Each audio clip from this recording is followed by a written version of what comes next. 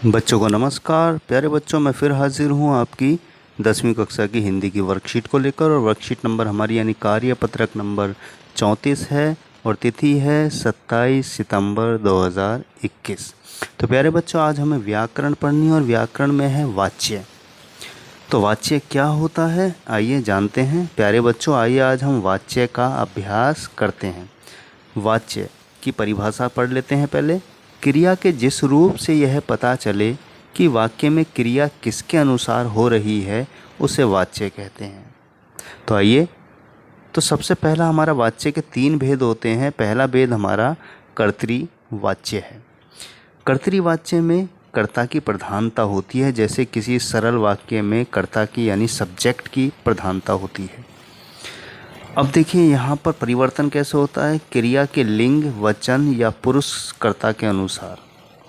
अब यहाँ देखिए 3 एग्जाम्पल दिए गए हैं। मनु ने बच्चों को पढ़ाया, तो यहाँ डायरेक्ट रिलेशन मनु पर है और मनु जो है सब्जेक्ट है यानी कर्ता है और मनु कार्य कर रही है। क्या कार्य कर रही है? बच्चों को पढ़ाने का। आमतौर पर हमने देखा है कि वाक्यों में एक सब्जेक्ट यानी कि उद्देश्य होता है और बाकी का हिस्सा विधेय होता है। तो मनु जो है इसमें सब्जेक्ट उद्देश्य है और बाकी का हिस्सा आपका विधेय है, जिसे सब्जेक्ट एंड प्रेडिकेट आप कहते हैं। दूसरा उदाहरण है रमा गीत गाती है। तो यहाँ कार्य कौन कर रहा है, किस पर जोर है, कर्ता की इसमें प्रधानता कि रमा जो है वो कर्ता है यानी सब्जेक्ट है, गीत गाती है। तीसरा है मैं बाज़ार जाता हूँ। तो यहाँ पर सब्जेक्ट कौन है? मैं बाज़ार जाने का काम कर रहा है, इसलिए ये यहाँ पर इन तीनों वाक्यों में कर्ता की प्रधानता है। तो हमें ये ध्यान रखना है, जिस वाक्य में कर्ता की प्रधानता हो और क्रिया लिंग, वचन तथा पुरुष कर्ता के अनुसार हो, यानी लिंग, वचन और पुरुष कर्ता के अनुसार हो, वहाँ पर हमारा कर्तृवाच्य होता है। अब दूसरा प्यारे बच्चों, यहाँ कर्मवाच्य हमें पढ़ना है, यानी वाच्य का दूसरा भेद है कर्मवाच्य। कर्मवाच्य में कर्म की प्रधानता होती है, जिसे आप अंग्रेजी में ऑब्जेक्ट कहते हैं। तो इसमें क्रिया के लिंग, वचन एवं पुरुष कर्म के अनुसार होता है। अब देखिए, जैसे यहाँ हमने देखा, हम देख लेते हैं फिर से।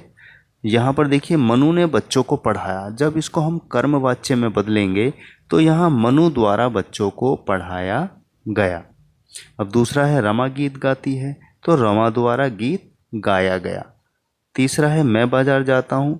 तो जब कर्म वाच्य में बदलेंगे तो मेरे द्वारा बाजार जाया जाता है। तो यहाँ पर एक खास बात आपको ध्यान रखनी है। कर्तृवाच्य में तो देखिए ये सरल वाक्य की तरह है एकदम, जिसे आप एफर्मेटिव सिंपल सेंटेंस कहते हैं, एकदम उसी की तरह है। कर्मवाच्य में हमें ये ध्यान रखना है, इसमें जो है ये जो द्वारा है से का प्रयोग होता है। 2 शब्दों का प्रयोग होता है, से द्वारा या के द्वारा का प्रयोग किया जाता है। ये पहचान है, ये आप दिमाग में रखेंगे तो शायद गलती नहीं करेंगे। प्यारे बच्चों, अब हमारा तीसरा भेद है वाच्य का भाववाच्य। अब भाववाच्य में जो है भाव की प्रधानता होती है हमेशा। प्यारे बच्चों, भाववाच्य को समझने के लिए हम यहाँ देख लेते हैं कि भाववाच्य में यानी वाक्य के अंदर, सेंटेंस के अंदर भाव यानी फीलिंग की प्रधानता होती है यानी मुख्य होती है। इसमें क्रिया सदैव पुल्लिंग, एकवचन और अन्य पुरुष के अनुसार होता है। अब देखिए, उससे हंसा ना जा सका, यानी कि इसमें एक खास बात आपको और ध्यान रखिए कि इसके अंदर जो है भाववाचक का प्रयोग जो होता है हमेशा वो असमर्थता प्रकट करने के लिए किया जाता है, यानी कि कोई कार्य करने में असमर्थता। यानी यहाँ देखिए उससे हंसा ना जा सका, यानी हंसने में असमर्थता है, यानी वो हंस नहीं पा रहा है। अब यहाँ पर है उससे गाया ना जा सका, इसमें ना गाने की असमर्थता है। उससे जाया ना गया, यानी कि ना जाने की असमर्थता है। तो 2 बातें ध्यान रखनी है इसमें कि भाववाच्य का प्रयोग हमेशा असमर्थता प्रकट करने के लिए किया जाता है और भाववाच्य में क्रिया जो हमेशा होती है वो पुल्लिंग, एकवचन होती है, पुल्लिंग होती है, एकवचन होती है तथा अकर्मक होती है। और कर्मवाच्य में हमारी क्रिया जो है हमेशा सकर्मक होती है, यानी कि कर्म प्रधान होती है, इसलिए वो सकर्मक होती है यानी कर्म के साथ। यानी क्रिया जो है सकर्म कर्म के साथ होती है, लेकिन भाववाच्य में अकर्मक होती है, उसमें क्रिया सकर्म नहीं होती है, अकर्मक होती है। और एक बार फिर से हम रिपीट कर लेते हैं प्यारे बच्चों। सबसे पहले हम अभ्यास कर लेते हैं, या आपको मैं एक बार फिर से थोड़ा समझा दूं। कर्तृवाच्य हमारा है कि जिस वाक्य में कर्ता प्रधान होता है और जहां क्रियापद के लिंग और वचन के अनुसार होती है उसे कर्तृवाच्य कहते हैं। यहाँ मैं कुछ और एग्जाम्पल आपको दे दूं, जैसे सुरेश चित्र बनाता है, लड़कियां बाजार जा रही हैं, मैं रामायण पढ़ रहा हूँ, कुमकुम खाना बनाकर सो गई, है ना। तो ये हमारे कर्तृवाच्य के उदाहरण हैं। अब देखिए इसमें जो मैंने अभी वाक्य बोले हैं, इसके अंदर सुरेश है, लड़कियां हैं, मैं है और कुमकुम जो है कर्ता है यानी सब्जेक्ट हैं, और इनकी जो क्रियाएं हैं बनाता है, जा रही है, पढ़ रहा हूँ, सो गई, यानी कर्ता के अनुसार क्रिया बदल गई। अब यहाँ विशेष क्या है, कर्तृवाच्य में कर्ता कारक होता है और कर्तृवाच्य में सकर्मक और अकर्मक क्रिया दोनों का प्रयोग होता है। प्यारे बच्चों, इस बात को आप दिमाग में अच्छे से बिठा लेंगे कि कर्तृवाच्य में सकर्मक और अकर्मक दोनों क्रियाओं का प्रयोग होता है, यानी हो सकती हैं। अब हमारा दूसरा है एक कर्मवाच्य है। कर्तृवाच्य हमने समझ लिया, अब कर्मवाच्य देख लीजिए कि जहाँ क्रिया का सीधा संबंध कर्म से होता है और जहाँ क्रियापद लिंग और वचन के अनुसार होते हैं वहाँ कर्मवाच्य होता है। यानी कि आप ये समझें कि क्रिया का संबंध सीधा कर्म से होता है, ना कि, यानी इसमें कर्ता की प्रधानता जो है वो कम हो जाती है, कर्म की ज़्यादा हो जाती है।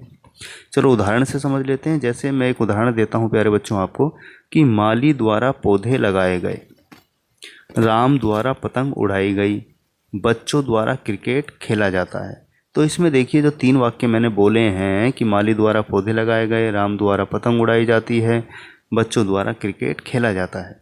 तो इन सब वाक्यों में पौधे, क्रिकेट, पतंग आदि कर्म तथा इनमें क्रिया के रूप में भी कर्म के लिंग एवं वचन के अनुसार परिवर्तन हुए हैं। अतः सभी कर्मवाच्य के ये उदाहरण हैं प्यारे बच्चों।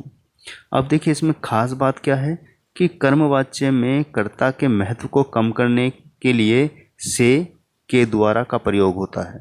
जैसे कि आपने देखा है यहाँ पर इस कर्मवाच्य में ये द्वारा शब्द का प्रयोग हुआ है, तो ये इसकी पहचान है, से या द्वारा का प्रयोग होता है। इससे जो है कर्ता का महत्व जो है यानी उसकी प्रधानता कम हो जाती है, कर्म की बढ़ जाती है।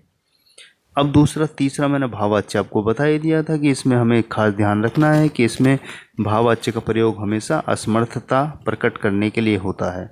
जैसे मैं उदाहरण दूं, हमसे वहाँ नहीं ठहरा जाता, सीता से गाया नहीं जाता, उससे आगे क्यों नहीं पढ़ा जाता, मुझसे शोर में सोया नहीं जाता।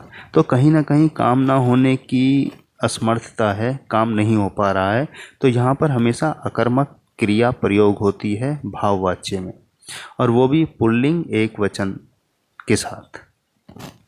तो उम्मीद है प्यारे बच्चों भाववाच्य, कृतिवाच्य और कर्मवाच्य आपको बहुत अच्छे समझ आ गया होगा। अब कुछ अभ्यास यहाँ दिए गए हैं, उन प्रश्नों के उत्तर को भी हम कर लेते हैं।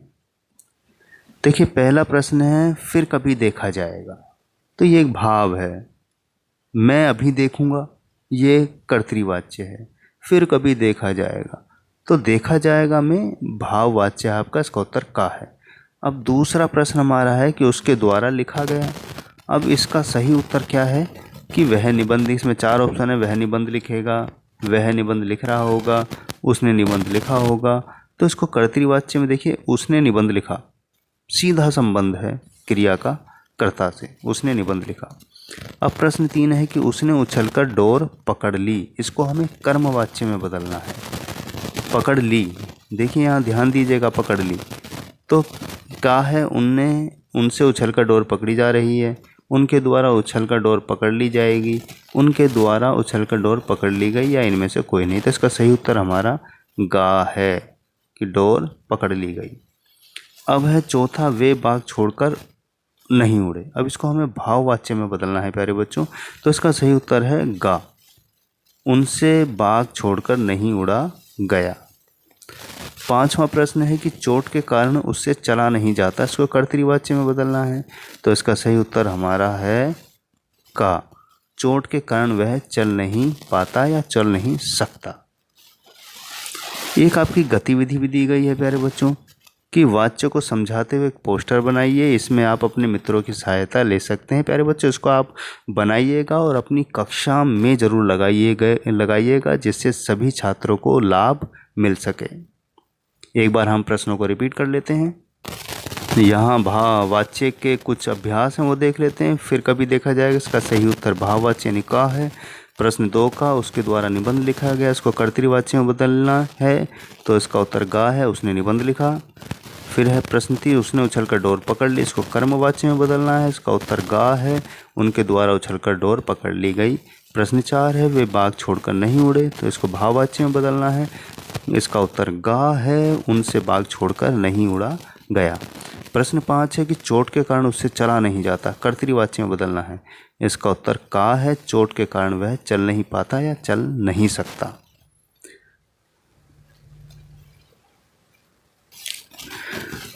प्यारे बच्चों, आशा करता हूँ आपको बहुत अच्छे से वाक्य समझ आ गए होंगे। बहुत सरल और आसान है। अपनी पाठ्य पुस्तक से वाक्य वाले शब्दों को ढूंढिएगा, खोजिएगा, अभ्यास कीजिएगा और आपकी प्रैक्टिस अच्छी हो जाएगी। आपको बहुत अच्छे तरीके से समझ भी आ जाएगा। फिर भी कोई समस्या हो तो आप कमेंट बॉक्स में लिखकर पूछ सकते हैं। इसी के साथ मैं लेता हूँ विदा, फिर मिलूँगा अगली वर्कशीट के समाधान के साथ। तब तक के लिए शुभकामनाएं। मास्क लगाकर बाहर जाएं, भीड़ भाड़ में जाने से बचें, समय समय पर हाथ धोते रहें और घर का खाना खाएं, स्वस्थ रहें।